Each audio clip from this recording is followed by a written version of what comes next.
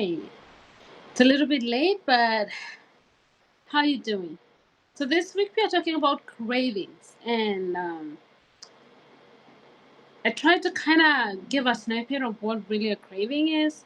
But have you ever noticed that sometimes you can just finish a full meal and still feel like the pull to eat again? Yet other times you move through your hours without even thinking about food. And sometimes, and most of the time, I guess, that tension can feel very confusing. So, what really is a craving? A craving is a specific targeted desire. It's not hunger. Hunger is an inbuilt survival signal that God put it in our lives, in our bodies, to be able to signal when body needs fuel. Your body manages hunger through communication. There are signals in the body, the loops between the stomach, your hormones, your brain. There's a signaling, there's a whole realm of signals that happen for your hunger. And when your stomach releases hormones called the ghrelin, and we will look at hormones sometimes this week, your brain receives the message that it's time to seek some fueling, some nourishment, some food that is going to keep you moving. It's a survival mechanism. And at the very same time, another system also is at work, a reward system. So when we have the basic fundamental rights, like for example, think of when you're going to work. There's the basic uh, desire for dignity of work because we were created to work and put out work, but it's also the satisfaction that you get from your work, and especially if you enjoy what you do.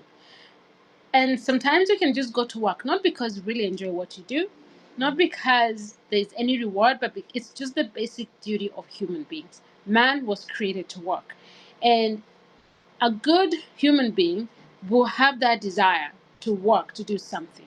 And that's why you find when people retire, they have a hard time coping because working is a huge part of the human life. It's the same thing with hunger. But then you have the times when work is good, you have good colleagues, you have a good boss, you enjoy what you do. There's a reward system that comes with it. It's the same thing. We have a reward system. And when foods that are highly pleasurable, that satisfy us in a certain way, not the hunger satisfaction, but the pleasure that comes with when we eat those foods, and the brain releases dopamine, and this dopamine can really be associated with one that causes addiction with hard substances and things like that.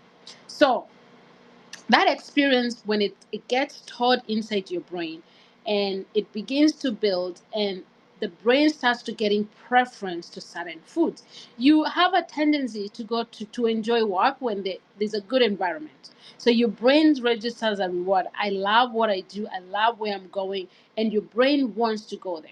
So your brain will register that reward system when it comes to food. This is why you can feel a very strong urge to eat something even when you just filled your stomach with healthy food, or just any other food that really doesn't register any pleasure. And this is not a lack of discipline. Sometimes it's just a myriad of factors that combine together to create this system of reward system. And this is part of biology. It's exactly what the brain and the body is designed to do. Your brain is a very strong, powerful machine. And automation is one of those things that the brain does. As much as it's a very powerful machine, it's a very lazy organ. It wants to automate and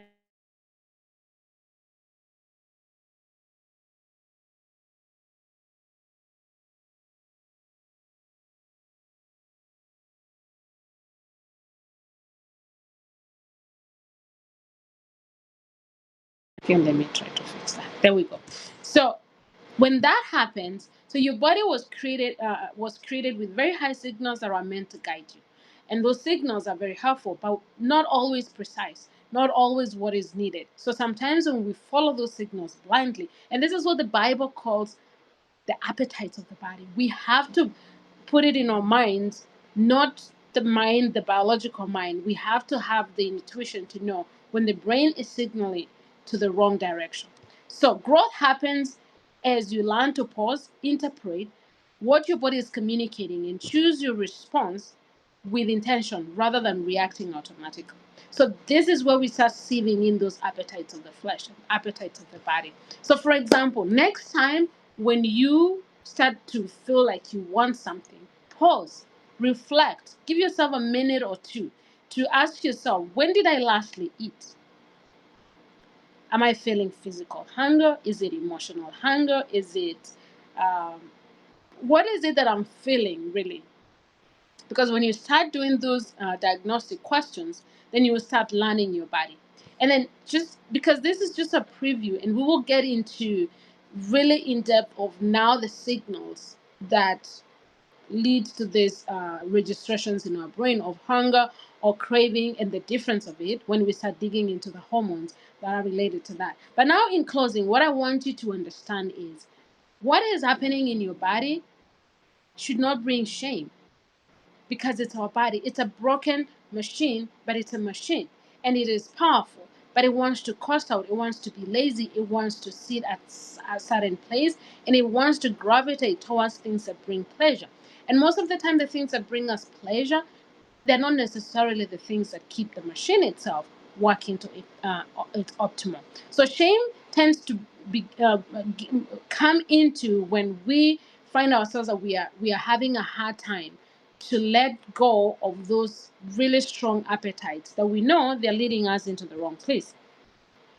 But when we understand what is happening, when we pause and we start to learn our bodies, and we start working with God and the information that we know, and start balancing those appetites and the cravings, and putting them in their proper place, then shame begins to lose its grip, and then strategy can take its place. So awareness gives you the space to respond. It gives you to pause and respond on purpose, not just by impulse or because the body is leading you to it.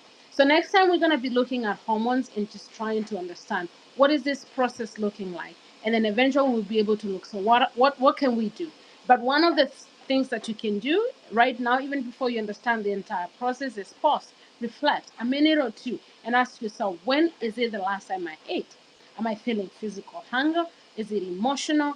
Is it when it's like, try to diagnose yourself and see where you are, and then we will see you. Thank you so much for joining me. And this week, again, comment, make a post about anything, about your cravings, about things that you like to eat, anything.